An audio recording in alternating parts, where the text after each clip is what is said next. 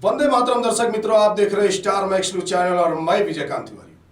13 वर्ष की बेटी के बालों में पेड़ में बांधकर जिंदा जला दिया और लोग ठहाके पर ठहाके लगाते रहे। ये बात हमारे ही देश की है। आपको हम भारत दर्शन में आज एक ऐसी कन्या के बारे में बताएंगे जिसने अपने 13 वर्ष की उम्र में देश के प्रति सच्चा बलिदान देकर ब्रिटिश हुकूमत की साख को हिला कर रख दिया था और वहीं दूसरी ओर देश के क्रांतिकारियों की जलती ज्वालाओं में घी का काम कर गई। ये बात उन दिनों की है जब बूढ़े भारत के जवानी का एहसास हो रहा था। जी हाँ, मैं उसी समय की बात करता हूं, सन 1857 की, जब नाना साहब पेशवा देश के क्रांति के आंदोलन में कूद पड़े थे। अंग्रेजी सही मायने में बहुत ही अत्याचारी हुआ करते थे। उन्हें किसी उम्र के बच्चों की हत्या करने में जरा भी संकोच नहीं लगता था। आज के तकरीबन 160 वर्ष पूर्व की बात है। नाना साहब पेशवा क्रांति के आंदोलन के एक ऐसे क्रांतिकारी बन चुके थे जिनके नाम से अंग्रेजों की रूह कांपने लगती थी। नाना साहब पर ब्रिटिश हुकूमत ने बहुत बड़ी रकम का इनाम घोषित कर दिया था।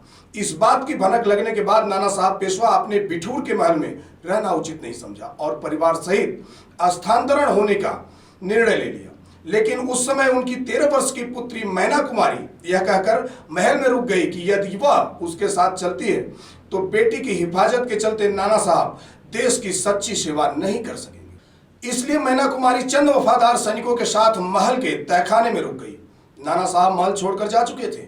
ऐसी बात सुनते ही ब्रिटिश हुकूमत ने अपने सैनिकों को भेज करके महल को चारों तरफ से घेर लिया। लेकिन मैना कुमारी अल्प आयु में भी होते हुए बहुत ही बुद्धिजीवी और साहसी होने के कारण स्वयं के अपने चंद सैनिकों को प्राण को संकट में न डालने का निश्चय लेते हुए तहखाने में जाकर छिप गई। यही उसने उचित समझा। ब्रिटिश हुक्मरान आउटरम के सिपाहियों ने काफी खोजबीन करने के पश्चात भी महल में किसी को नहीं पाने के बाद कुछ सिपाहियों को वहीं छिपे रहने का आदेश देकर सेना सहित वापस चले गए।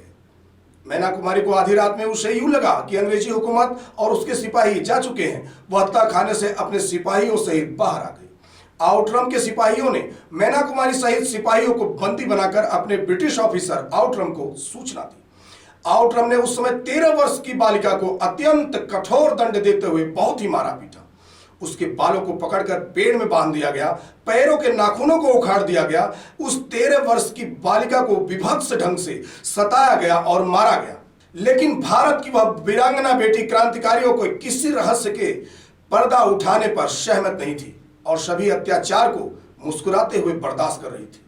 छोटी सी कन्या वह अदम्य साहस देखकर ब्रिटिश ऑफिसर आउटरम बहुत ही परेशान और चिंतित हो गया। अंग्रेजों के इस अत्याचार को सहकर मैना कुमारी ने बड़े बड़े ब्रिटिश ऑफिसर्स के दांत खट्टे कर दिए थे। अपना हर फार्मूला आजमाने के बाद, गौर से अत्याचार करने के बाद भी ब्रिटिश हुक्मरानों ने आउटरम के 13 वर्षीय उस अबोध बालिका को पेड़ में बंधवा दिया मजबूर होकर के, और उस बालिका को जिंदा ही जला दिया गया।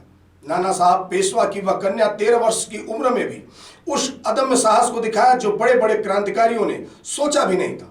मैना कुमारी धू धू करके जलती रही। ब्रिटिश हुक्मरान ठहाके पे ठहाके लगाते रहे।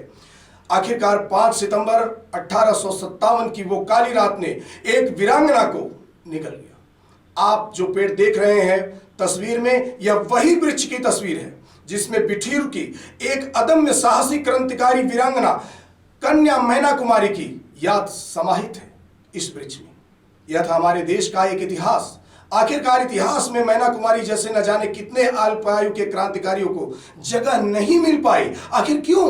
देश आजाद हुआ, उन क्रांतिकारियों को और उनके परिवार को न तो सही सम्मान मिल पाया है आज तक और न ही इतिहास में उचित स्थान। देश आजाद हुआ, पंडित जवाहरलाल नेहरू भारत के पहले प्रधानमंत्री बने। उसके बावजूद देश के इतिहास में मुगलों की प्रशंसा के सिवाय उन सच्चे क्रांतिकारियों की छवि को पूर्ण रूप से गायब कर दिया गया जो सही मामले में इसके हकदार थे। आखिरकार ब्रिटिश हुकूमत का साथ कौन देता था, एक चिंतन का विषय है। अंग्रेजों की फौज में भारतीयों की संख्या बहुत ही अधिक थी। 13 वर्ष की एक बेटी को जलते हुए भी देखकर उस समय के हिंदुस्तानी सिपाहियों का कलेजा नहीं जल पाया और वह ब्रिटिश हुकूमत के गुलामी के तले दबे हुए अपने नौकरी को ही उचित समझा और बगावत न करके स्वयं भी गुलाम रहना और देश को भी गुलाम करना उनके जैसे असंख्य हिंदुस्तानियों की फितरत बन चुकी थी। अगर हम ब्रिटिश हुकूमत के गुलाम रहे तो उसमें सबसे बड़ा सहयोग हिंदुस्तान की जनता का ही था।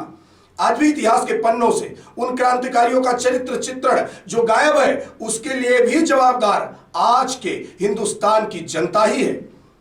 देश में असंख्य बलिदानियों की कथा होने के बावजूद भी लुटेरे, आक्रमणकारी, आतंकवादी गतिविधियां चलाने वाले उन मुगलों की प्रशंसा के सिवाय भारत के इतिहास में और कुछ नहीं है। आज भी इतिहास के पन्नों से उन क्रांतिकारियों का चरित्र चित्रण जो गायब है, उसके लिए भी जवाबदार आज के हिंदुस्तान की जनता है। देश में असंख्य बलिदानियों की कथा होने के बावजूद भी लुटेरे, आक्रमणकारी और आतंकवादी गतिविधियां चलाने वाले उन मुगलों की प्रशंसा के सिवाय भारत के इतिहास में और कुछ नहीं है, जिसका मैं अपने चैनल द्वारा खुलेआम विरोध करता हूं। देश के इतिहास को बदला जाए और देश में बुलाए जाने वाले उन क्रांतिकारियों के इतिहास को बताकर देश के नौजवानों में पुनः देशभक्ति की नई ऊर्जा स्थापित की जाए, जिसका मैं अपने चैनल द्वारा खुलेआम विरोध करता हूं। देश के इतिहास को बदला जाए और देश में भुलाए जाने वाले उन क्रांतिकारियों के इतिहास को बताकर देश के नौजवानों में पुनः देशभक्ति की नई ऊर्जा स्थापित की जाए। हम फिर से लेकर आएंगे आपके पास भारत दर्शन में किसी गुमनाम क्रांतिकारी की कथा। देखते रहें, बने रहें हमारे साथ। जय हिंद, जय भारत।